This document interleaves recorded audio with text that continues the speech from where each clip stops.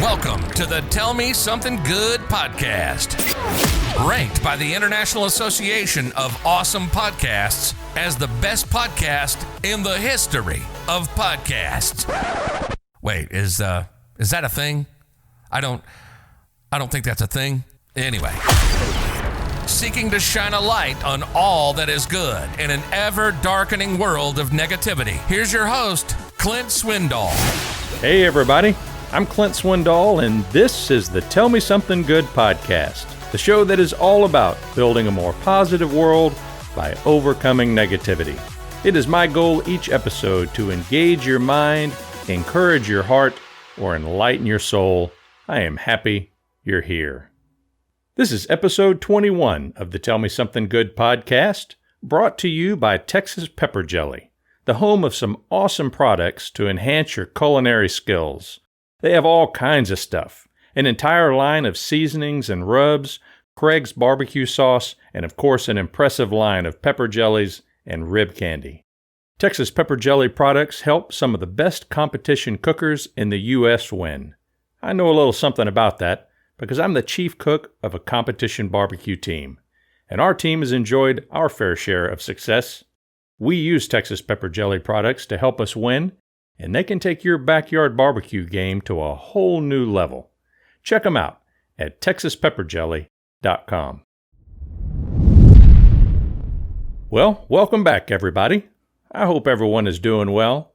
If you're just now joining us, this is the 21st episode of the Tell Me Something Good podcast. It is just a baby when you compare it to those who have been around for several years and hundreds of episodes. The good news is this. If you want to catch up with all the past episodes, you can still do that in a relatively short period of time, and I encourage you to do just that. You'll find that we do all kinds of things on the podcast, from me chatting about life to sharing good news from around the world, and from time to time, I have someone on as a guest to feature someone doing good stuff in the world. For instance, just last week I featured a guest who shared her thoughts on how we can get past betrayal in our lives in order to keep it from becoming a source of negativity. After all, it's hard to tell somebody something good when you're struggling with past betrayals. I got some nice feedback from the episode because so many people face betrayal on a regular basis. Whether it's a significant betrayal like infidelity or maybe a small betrayal like revealing a secret, we all face it. I had someone reach out this past week to say her biggest challenge with dealing with betrayal is conflicting stories. She said, "I have my version and my boyfriend has his. We can't ever forget that there are two sides to every story. If we're ever going to get past betrayal, we have to get everyone to consider the other side." Two sides to every story. Wouldn't that be nice? I already know my side, so all I'd need to do is take the time to learn your side. Anyone else wanting to pick a side could simply look at both sides and make up their mind which side they believe. Simple. Until some old sage complicated matters when he expanded on this comment by altering it to read, "There are three sides to every story. Yours, mine, and the truth somewhere in between." Three sides to every story. That makes sense. It's the side we seldom see, the third side, the pure truth with no personal bias involved. Even though I have my side and you have yours, we often arrive at our position with partial information. We believe strongly that we have all the information we need, but we never really see the entire picture. With a personal bias to our side and a lack of information, we head out to those people wanting to, quote-unquote, pick a side and share what we think is the truth, or perhaps what we want the truth to be. But now it's become more complicated. If I'm willing to look seriously at this conflict, I must admit that my side isn't entirely accurate because I'm probably missing some information. Your side isn't all that accurate either because you're probably missing some information too. So now I have to spend time searching out this third side, the pure truth. It was so much easier when I was convinced that I was right in the first place. I've been involved in some conflict lately where I've been convinced that if every party involved simply searched for the pure truth with an open mind, we'd all be fine. Unfortunately, I was reminded that there is actually a fourth side to every story. What? The fourth side is this crazy version that people just make up. You know that side, don't you? It's the version of the story that comes out of nowhere and isn't even close to the truth. Perhaps their information is third-hand at best. Or maybe they're just bored and want to discredit the truth so badly that they'll just create some crazy version. I've realized in my life that I have no control over this bizarre fourth side of any story. Sadly, this fourth side of the story usually distorts the situation so badly that no one ever gets to the real truth. I've also realized that the only thing I can control is me. So I've made some commitments to myself in handling these conflicts in order to stay more positive when dealing with conflict and betrayal, and I encourage you to consider the same, including 1. Constantly seek out the truth. Verify that you truly have all the facts to solidify your side of the argument, and then dig some more. Most people get the information they want and settle with that as the truth. If conflict continues, seek out the truth. Get the whole picture. And 2, talk it out. Most people don't like conflict, so they take their limited knowledge as gospel and avoid ever having to speak about it again. When we talk it out, our awareness of the situation expands. We then can figure out how to achieve our own goals without undermining the goals of others. And 3, separate the conflict from the person. In any conflict, there is an opportunity to destroy relationships. I've had the opportunity to witness firsthand the passion people have to their side of the story. There may be some conflict so significant that relationships can't continue, but in most cases, it's not. If the people involved matter enough, it's a matter of separating the conflict from the person. Look, conflict is a part of life. No matter how hard we try, we'll encounter it every day. However, if we don't handle it effectively, or at least try, we can be faced with damaging results. Not only can we lose relationships, we can see teamwork break down and talent get wasted because of disengagement. Work hard to find the pure truth. And if you're one of those people creating the fourth side of the story for your own amusement, cut it out. You're wearing us out. You're listening to Tell Me Something Good with Clint Swindall. I'm always eager to get to the other side of conflict because I want to get back to being happy. Some people thrive on conflict. This guy does not. We become our thoughts. When all we think about is conflict, it oozes out of us and we stay bitter and jaded. The same is true for the news. When all we think about is the news we filled our heads with in this 24-hour-a-day cable news world in which we live, it keeps us bitter and jaded. That's why I proactively go looking for some good news. And when I find it, I like to share it with you in this segment called Good News from Around the World. A smile can go a long way toward cheering people up, especially these days when it's more important than ever to find comfort. A new survey of 2,000 Americans found that half of respondents believe it has been important during the pandemic to find things to smile about in order to stay positive. And they say that they can easily get that lift from others. 56% said seeing someone else look happy improves their mood. I like that. What is amazing to me is the other 44% who indicated seeing someone else look happy does not improve their mood. Wow. Keep these people away from me. The study also found that 31% of respondents have made more of an effort to smile at others in recent months. The survey by OnePoll for a London cosmetics company found U.S. adults believe they are smiling about 11 times every day, amounting to almost 250,000 times over the course of an average lifetime. 52% cite hearing good news as being something that most easily triggers them to smile. 40% said a top smile generator is hearing a joke, and 41% pointed to being with family. Further smile-inducing moments included getting a compliment from a stranger. That made up about 36%. Getting a check on payday, that's kind of important. That was about 30%. And eating a nice meal. That's about 32%. More than 3 in 5 of those polled have had their smile complimented on.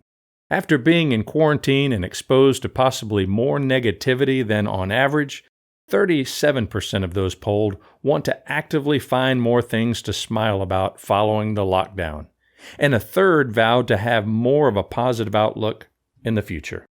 The cosmetics company elevated the simple smile to another level this week when they projected a huge smiley face on the Brooklyn Bridge in New York City. Earlier this month, the same image, a traditional smiley face with whimsical lashes and lipstick added, was projected on the Parliament building in London, England, to uplift patients in a hospital across the river. Charlotte Knight, the founder and CEO of the cosmetics company, said the research proved how often people enjoy smiling and the difference it can make to both self-confidence and overall moods, especially one that is 25 meters away. Particularly at times like this, it's important to stay self-confident, emotionally aware, and see the positives in everyday moments by sharing smiles. More than a third of Americans polled believe that they have smiled more with age. So maybe we all have something to look forward to. And then there's this. A handshake's a handshake, said the lottery winner in Wisconsin who is living up to an agreement made with his buddy almost 3 decades ago. Friends Tom Cook and Joe Feeney shook hands in 1992, swearing that if either one of the pals won the Powerball jackpot, they would split the winnings, no matter who bought the ticket. Tom of Elk Mound was frozen when he realized the Powerball ticket he bought was the $22 million jackpot winner. Afterward, he called his friend Joe to tell him the news, and Joe, an avid fisherman, couldn't quite believe it. He called me and said, "Are you jerking my bobber?" Sold in 45 states, the overall odds of winning the Powerball jackpot are 1 in almost 300 million. Wow. Tom gave his 2 weeks' notice and retired upon learning the news. Neither have any extravagant plans for the winnings. Both took home nearly $6 million after taxes, but are looking forward to enjoying more family time. They do look forward to some traveling. Previously, Tom, Joe, and their wives took a road trip together in a small PT Cruiser convertible. For future road trips, they plan to upgrade their vehicle. I can't think of a better way to retire, Tom concluded. And that, my friends, is some good news from around the world. Each week, I encourage listeners to jump over to findthegoodinlife.com to ask questions for the podcast. In this past week, I got a good one. I'm happy to share the answer in this segment called Ask Clint Anything. Anything. Anything. Anything. Here's what I got. The listener wrote, "Early last year, my father passed away. He left me a pretty good sum of money, an amount that will last a long, long time. I've never had much money, so I've never been faced with doing anything meaningful with it. I haven't spent any of it because I'm always concerned with being judged. What are your thoughts?" Well, first of all, I'm not a financial advisor, so I'm not the guy to ask what you should do with the money. However, I do have my thoughts on the impact money has in our life and how it contributes to positivity and negativity in our lives. Money is a complicated thing. Most people have convinced themselves that more money will make them happy, so they spend a lifetime trying to make as much as possible. Ironically, those who actually accumulate bucket loads of money seldom claim that money alone made them happy. In fact, it just brings on a whole different set of problems. Regardless of what anyone says, most people need to find out for themselves if money will make them happy. In my book, Living for the Weekday, I identify finance as one of the 5 areas of our life that needs our focus because money is important. Money allows us to provide the basic necessities in life. Money gives us options in life. Money allows us to take care of people. Money allows us time to focus on what is really important. My friend Ben Kenny has the best definition of wealth. Ben defines wealth as giving you the ability to do what you want, when you want, with who you want. That sums it up pretty well in one simple sentence. And perhaps most importantly, money allows us the opportunity to take care of others who can't take care of themselves through various charities and causes. Without question, money has its place in our lives. Some people believe that money is the root of all evil. Those people are wrong. Money is not the root of all evil. The love of money is the root of all evil. Years ago, I came across a great quote regarding money. Author and speaker Dan Millman wrote, "Money is neither my God nor my devil. It is a form of energy that tends to make us more of who we already are, whether that's greedy or loving." So, as I said from the beginning, I'm not a financial advisor, so I can't tell you what to do with your money. Here's what I would suggest you do. Take 60 seconds and write down the first 3 things that you would like to do with that large sum of money. Now, take a look at those. How many of the things on your list focus on loving on those around you, either people you know or those less fortunate? And how many of the things on your list focus on you? It's been said that money can change a person, and I suppose I have thought that a time or two. But maybe it doesn't change us at all. Maybe Dan Millman's thought is right. It tends to make us more of who we already are, whether it's greedy or loving. What does your list say about you?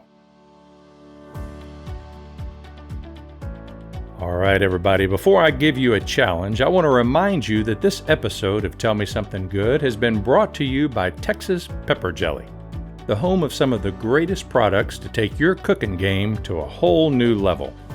From their line of seasonings and rubs, barbecue sauce, and the original rib candy rib sauce and pepper jellies, you'll find everything you need to become the hero of your household.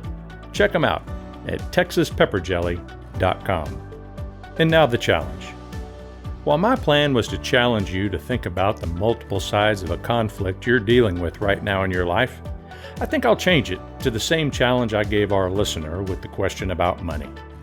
I think there is a lot to be said about money making us more of who we already are, whether it's greedy or loving.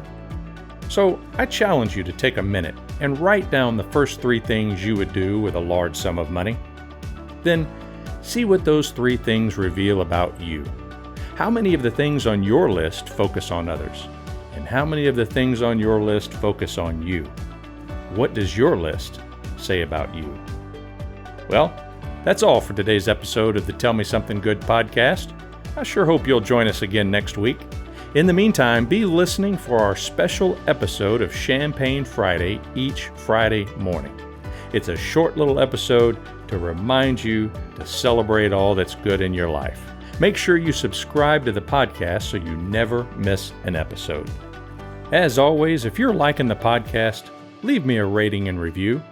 Help me out with a little social proof that we're spreading a little positivity to the world with the Tell Me Something Good podcast. Also, jump on over to findthegoodinlife.com if you'd like to share some good stuff in your life. While you're there, you can share your thoughts on the podcast. What do you like? What do you not like? You can also ask a question. Click on the question or something good for the podcast button right there on the front page and give me some feedback. Thanks for listening. Until next week, I'll be praying for God to bless you in mighty ways. Now, get out there and love on somebody. You've been listening to the Tell Me Something Good podcast. The content of the podcast is meant to engage, encourage, and enlighten you to become more positive. It's not meant to diagnose, treat, or replace the personalized care provided by a trained professional. If you're struggling with depression or mental health issues, please reach out to a counselor for diagnosis and treatment. Until next time, be positive, people.